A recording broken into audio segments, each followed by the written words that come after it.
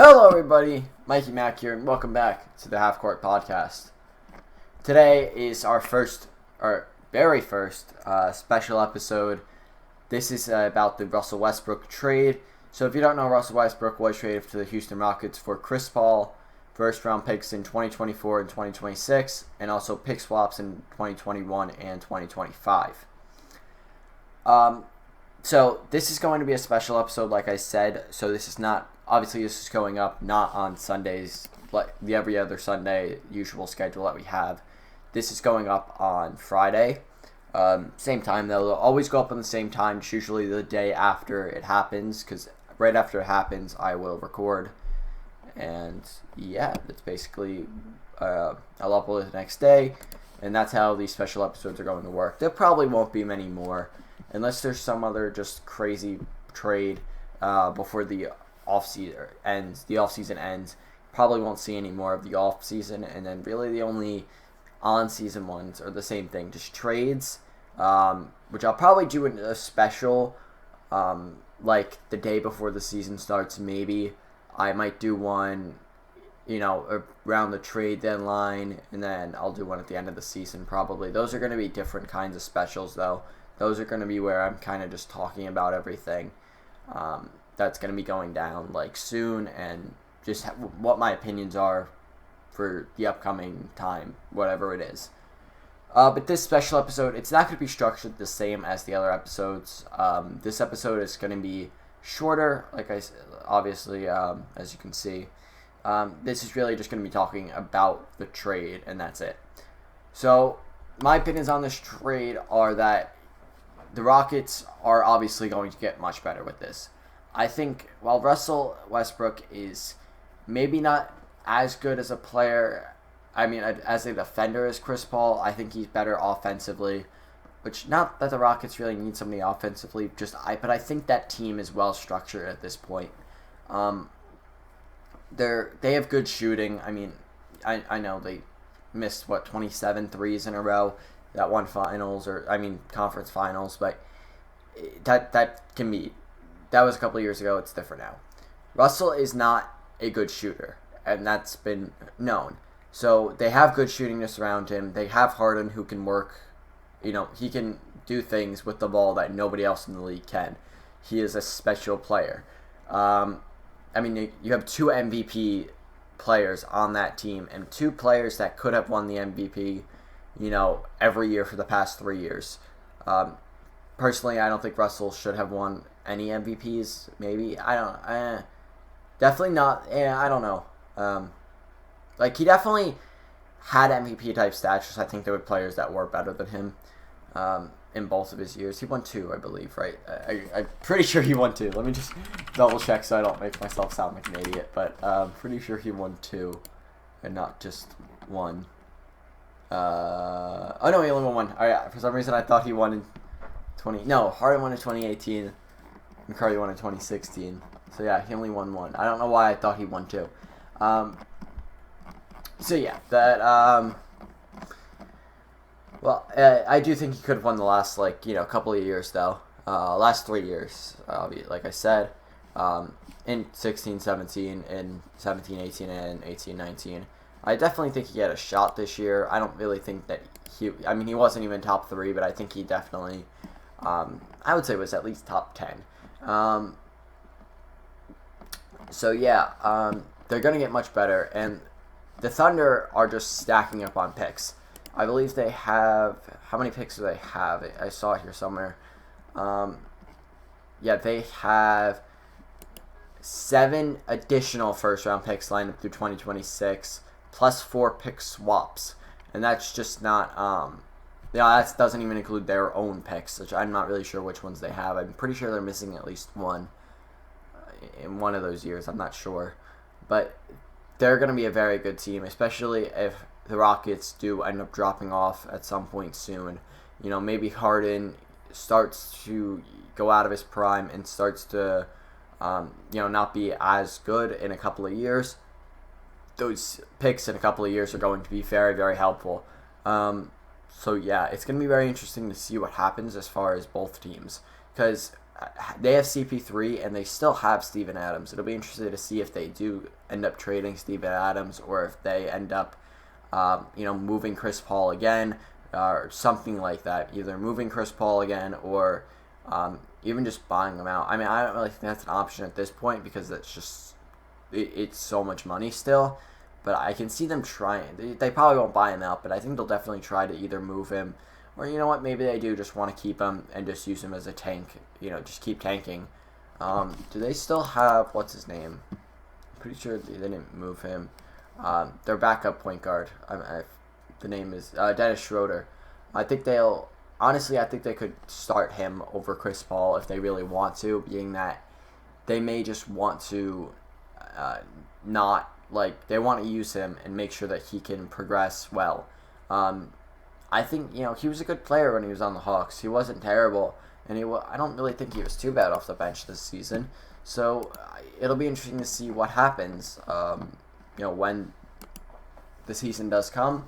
And I think that the Rockets at this point are definitely, without a doubt, a top 4 team in the West. I mean, you have the Warriors, who have 3 All-Stars still. You have, who else? I mean, the Rockets are definitely, the Nuggets, the Rockets are definitely there because, if you think about it, they still are the Clippers, the Lakers, and then the Rockets, I think, are still there. But the Rockets are there because I kind of forgot the Lakers got Cousins. They're definitely top 3 also. But the Rockets have, I keep saying the Rockets have. They have Russell Westbrook, James Harden, and don't forget they still have Clint Capella, who, I mean, he's very, very good under when he was the last couple of seasons. I'm trying to find my words here. Usually I have like some kind of a script, but I really just don't right now. Because I won't really have, these are going to be much less unstructured.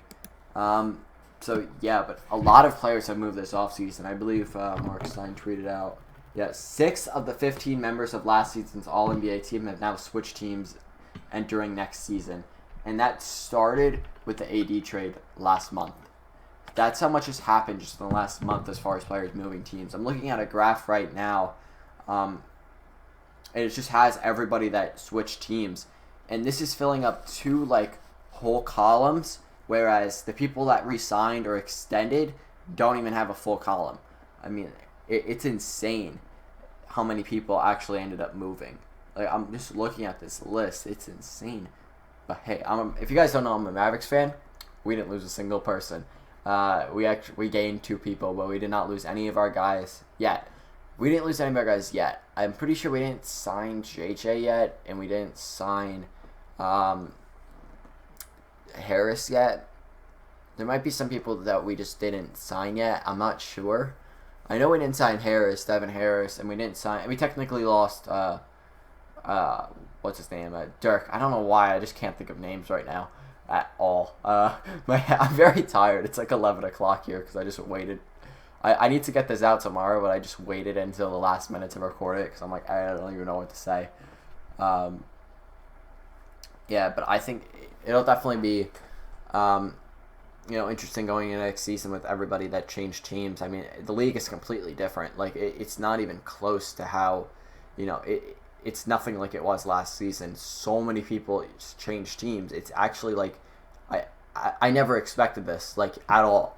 I still expected that even by this year, nothing much would have changed. It's insane how, the Raptors winning the championship this year, that probably sparked a lot of stuff. That may have made, we did get JJ, I'm just seeing now. That could have made KD leave. That meant that the Warriors didn't get another championship where, maybe now they have to keep trying. Maybe they didn't want to, they can't give up now. Maybe they were going to start to take a step back, just let,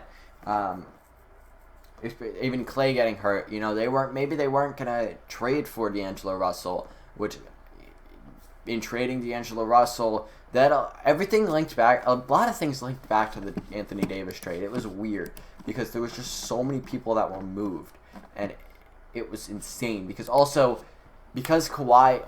almost didn't sign until the 6th or something, or the 7th, it meant that the Anthony Davis trade couldn't happen if the Lakers wanted to keep the cap space open, and it was just insane how much stuff would have been undone basically.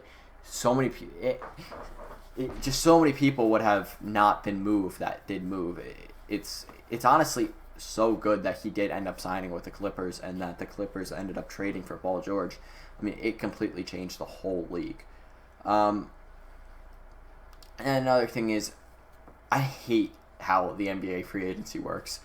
It should not be that they can't announce the players like that. Like how they have to wait until, the 6th to actually announce players. Like, I get why they do it, so, you can restructure deals and, stuff like that, but it's very annoying. Because it's like, oh, okay, we're now just getting announcements. I'm like, yep, that already happened. Like, I heard about that 5 days ago. It's like, it's so boring, because we're still getting announcements now. Like, I don't think the Mavericks have announced Porzingis yet. They announced everybody else, but, like, it's not that they didn't announce him, it's that they didn't announce the extension yet, which is weird, because I'm pretty sure they can just sign the extension whenever they want. Like, I'm not positive, but, like, I'm pretty sure they can just kind of, just sign extensions. I don't know. At least I'm sure they can announce it whenever they want at this point. It's just, I don't know, it's just weird to me. I have 2 different Tim Urbans on my timeline right now. I'm looking on Twitter. I see one that Elon Musk retweeted, and then another one that Skin Wade replied to. It's just weird. Yeah, it'll make it very weird to how that the way that Harden and Russ end up playing together too, because they're 2 ball dominant players, so it's gonna be interesting to see what ends up happening as far as how they end up just playing together. If they're going to have success, they should have success, because like I said, those teams are very that's a very good team, and I think they could end up working very well together. But it'll be interesting to see what happens. That's going to be all for today, guys, though. If you enjoyed, please, if you're on YouTube, drop a like, and if you're on SoundCloud, I don't really know what you can do on SoundCloud. I don't really use SoundCloud. It might be a favorites or whatever. And if you want to, you can share. And there's also a Patreon that I created down in the description. You don't have to do anything with that. I just wanted to let you guys know, because I did create it just because, I don't know, I felt like it. I figured, why not? It's not like there's any reason not to. But yeah, it's gonna be in the description if you do feel like giving any money. So I don't expect or really even want you to. It's just I would appreciate it, I guess. But it really is just going towards I can get a Spotify Premium, or not Spotify Premium, SoundCloud Pro or whatever it is. Just so I can upload more time, because right now I will have to pay for it if I want to upload even one more podcast or something, because you only get a certain amount of time that you could upload on it. So yeah, I'm gonna try to upload as many as I can, but that's why I can only really keep the other every other week right now, at least, because I just don't have enough time. But yeah, that'll be all for today, and I hope that I see you next time. Bye bye.